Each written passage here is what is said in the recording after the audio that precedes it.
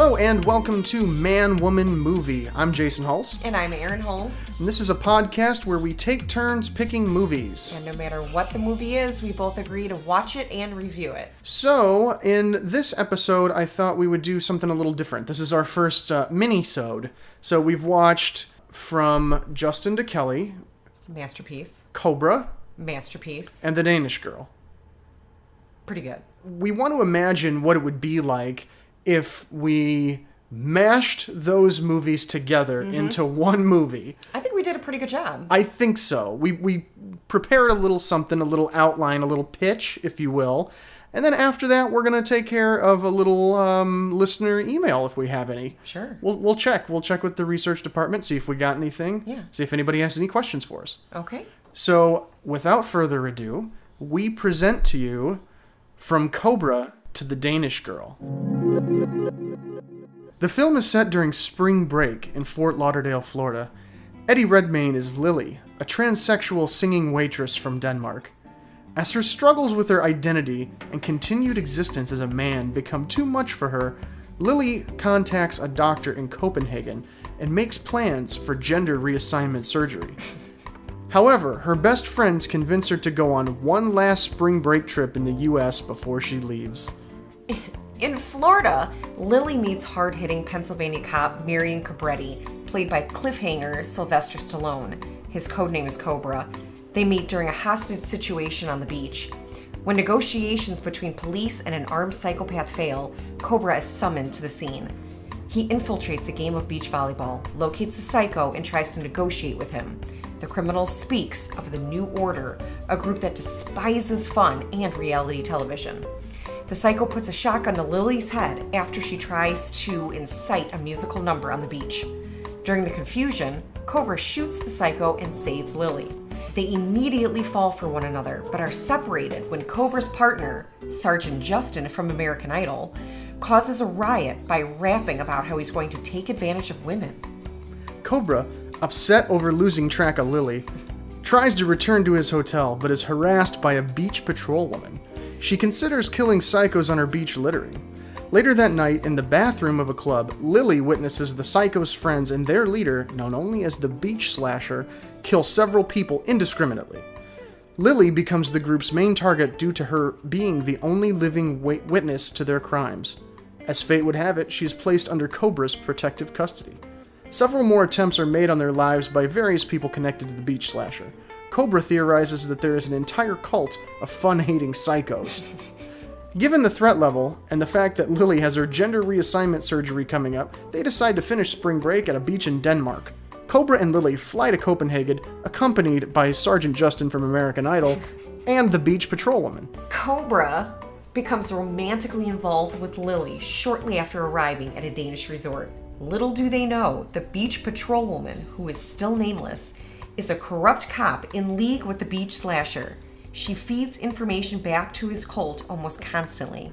Despite Cobra's suspicions and mistrust of the beach patrolwoman, he does nothing and stays the night in a bungalow with Lily. The Beach Slasher and his crew attack in the middle of the night and besiege the bungalow. They wound Sergeant Justin from American Idol, but Cobra and Lily escape. The two travel on foot and escape by blending into a rave. Cobra has defeated most of the Beach Slasher's minions by this point, with the few remaining members following them into the rave. Chaos breaks out while Cobra is busy killing the remaining cultists.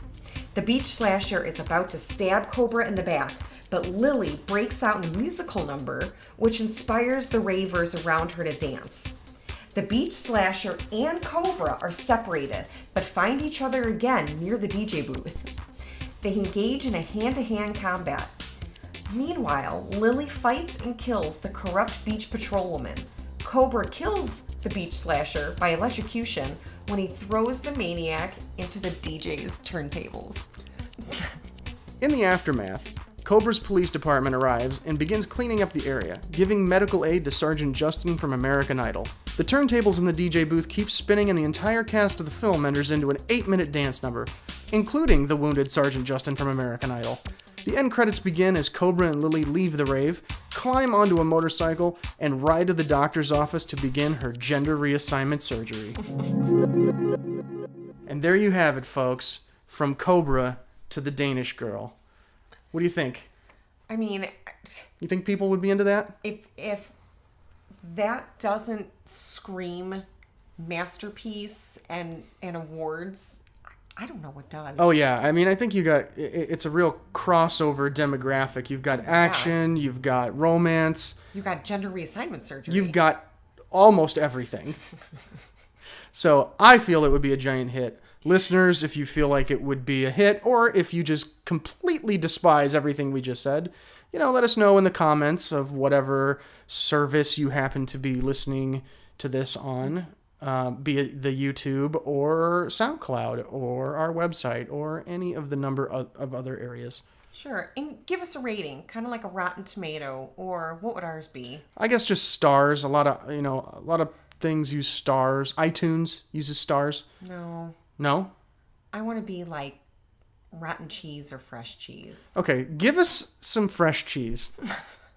We are also, believe it or not, we actually have some listener questions. Yes. Some email. I didn't think we would. Yeah, but we do. So if any of you out there have any questions or comments for us, you can also get a hold of us at contact@tenwingmedia.com, or just message us through Facebook. That'd be fine too.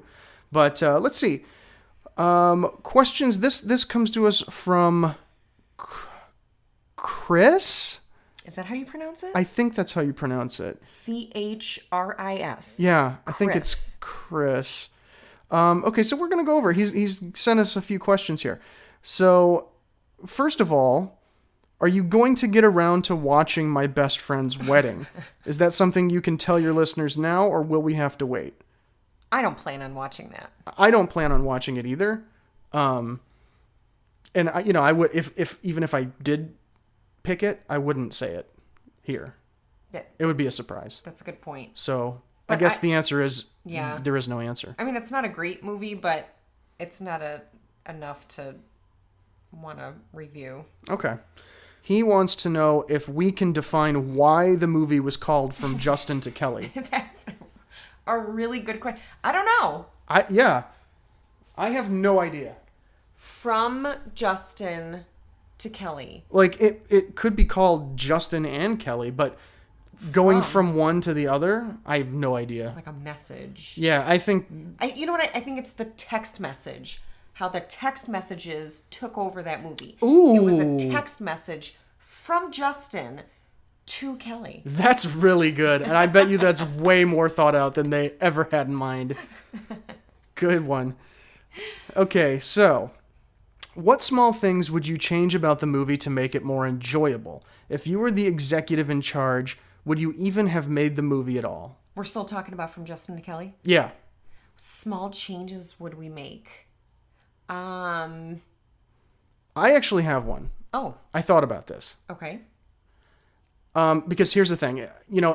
Obviously, like I said, the acting isn't good and all that stuff, and it was just very forced, and everything was just felt very commercial. Mm-hmm. I was thinking about how to make this movie better. Honestly, if I was the person trying to make this.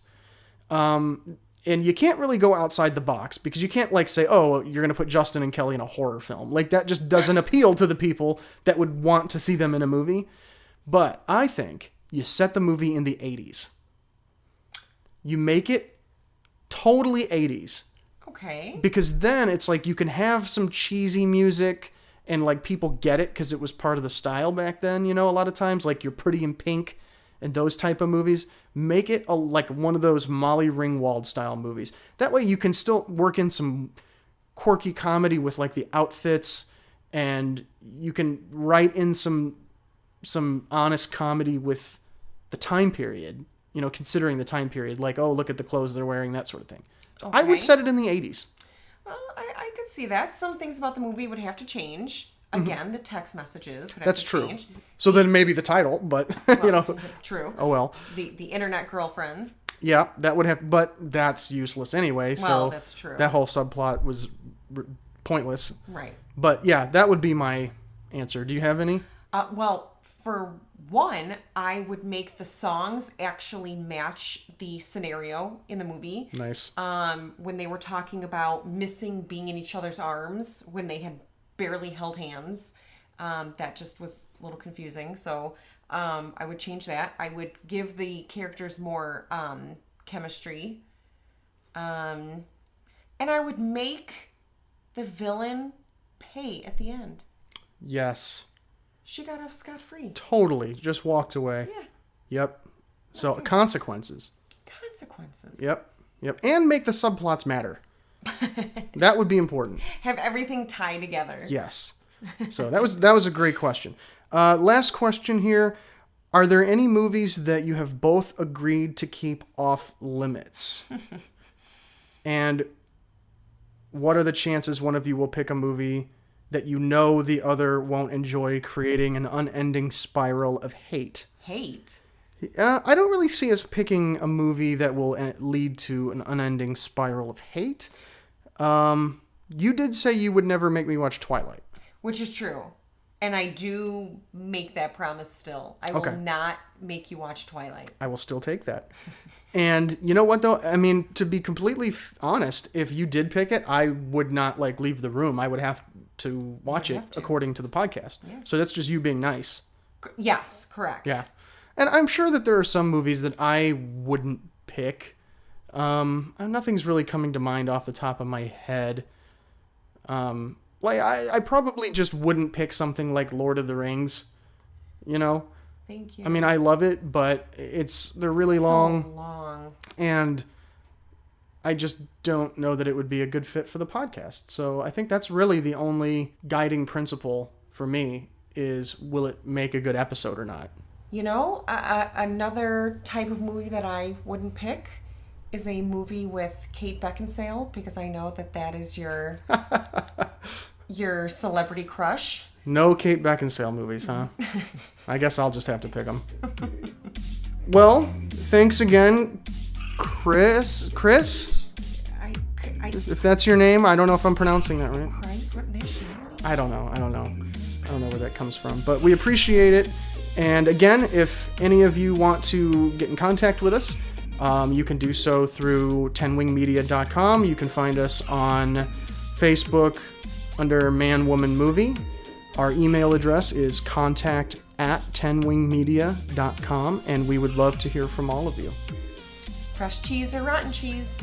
Give us some cheese, one way or the other, and we will see you on our next episode, upcoming episode 4, which is my second pick. Oh, yeah. Okay. So, I'm looking forward to that. Yep, buckle up.